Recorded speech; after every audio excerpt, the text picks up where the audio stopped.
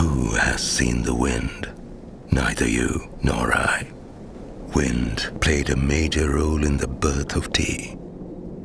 If you are addicted to and in love with your favorite Darjeeling tea, remember, you can blame it on the wind. It was a cold Chinese winter afternoon in the middle of December.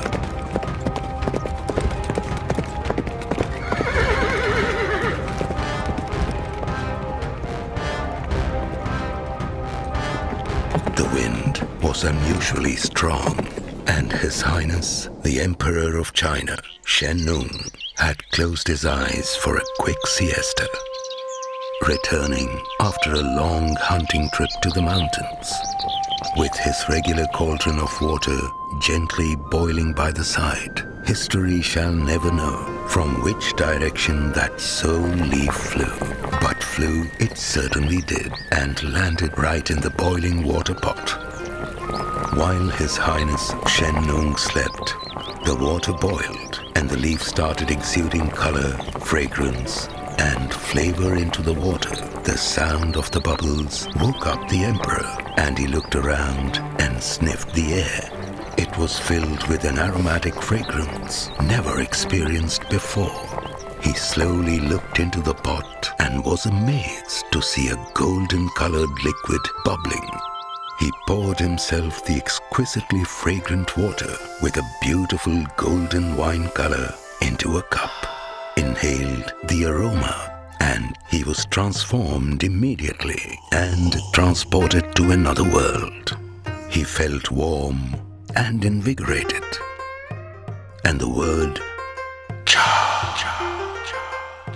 came out of his mouth, and thus tea was born. And the rest is history. Emperor Shen Nung immediately realized that he had stumbled upon an earth-shaking discovery. He promptly started its plantation and protection in complete secrecy. Slowly, the beverage started reaching out to the world. It is said that tea was regularly served in the courts of Emperor Ashoka and King Harshvardhana. It was a moment of truth and the first step towards a journey that transformed history, habits, and lifestyles. This was the humble birth of the most legendary, popular, and second most loved and consumed beverage in the world after water, which every fourth person on the planet drinks and savors.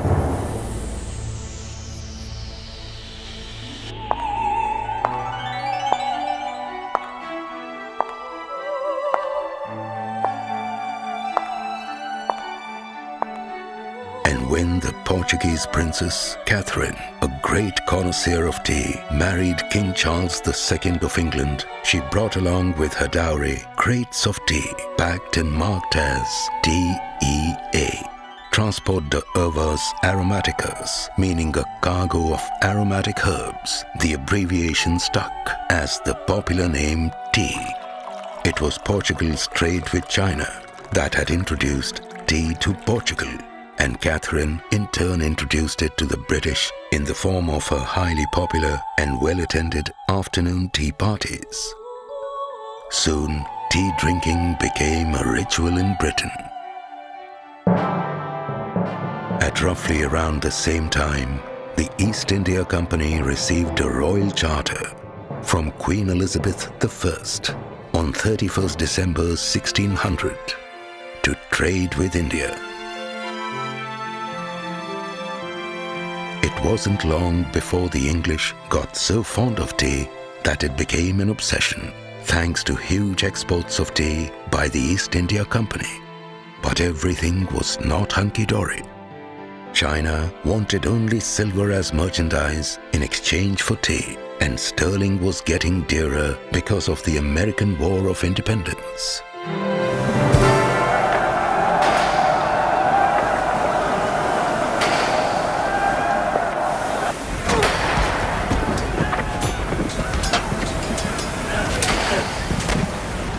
This led to illegal trading of opium with China against tea, where payment to the East India Company was made in gold.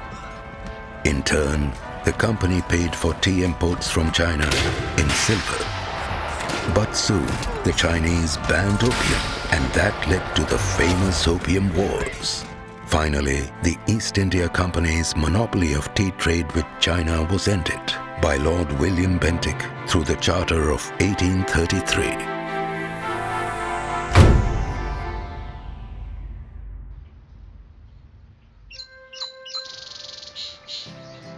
2 years after the charter, Archibald Campbell, a doctor, started a sanatorium in Darjeeling with an inhospitable tract of land purchased from the Chogyal of Sikkim on 1st February 1836.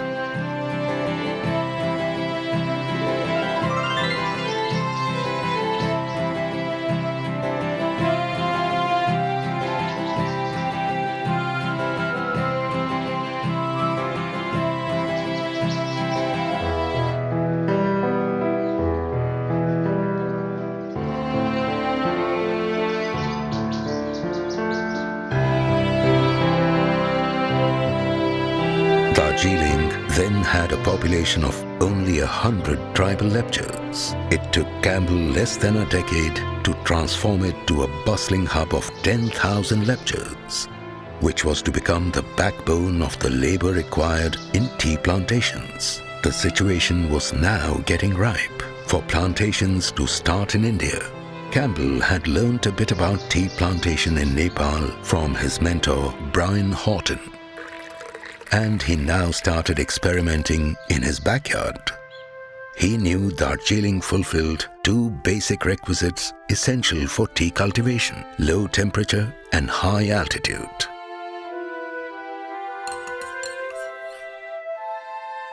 Tea grew rapidly in favorable climate of Campbell's backyard, but something was missing. The tea did not have the flavor or the smoothness of the Chinese tea. It wasn't palpable and there was no aroma. It was not working out, and demand for tea was making the East India Company impatient.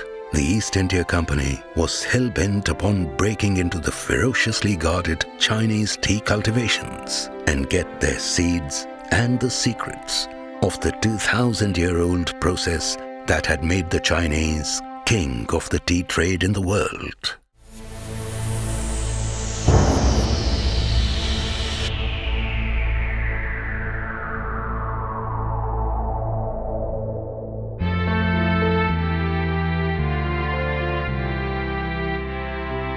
The opportunity presented itself in the form of Scottish botanist Robert Fortune, who literally changed the fortune of the East India Company.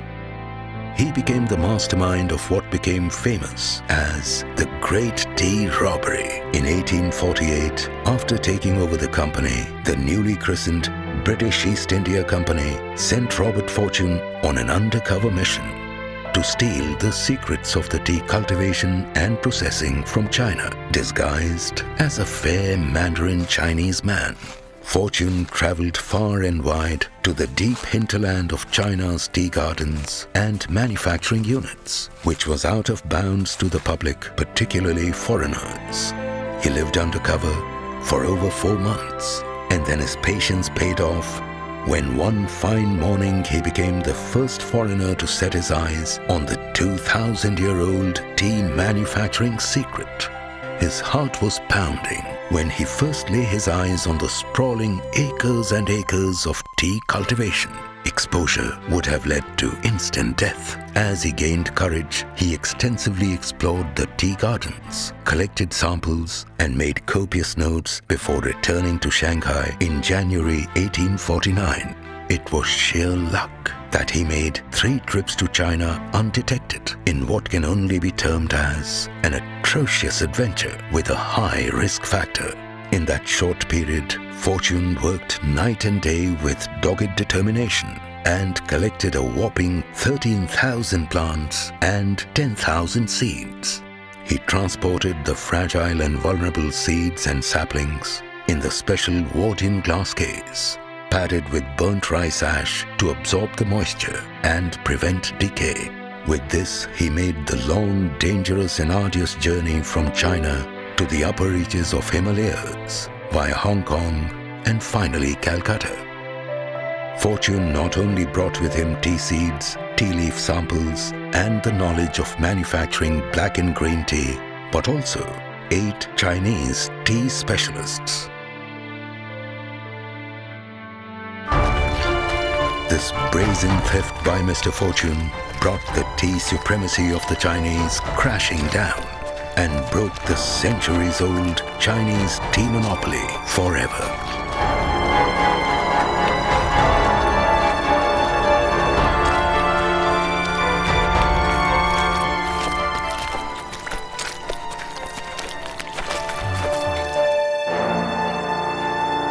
Within a span of 140 years, from one tea garden the numbers grew, and there are now roughly over 10,000 tea gardens.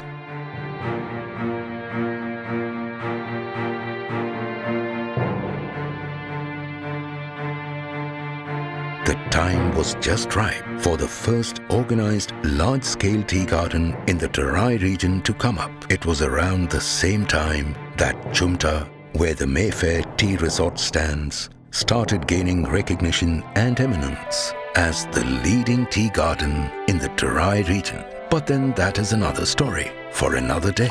Till then, keep sipping your favorite beverage, that irresistible cup of tea.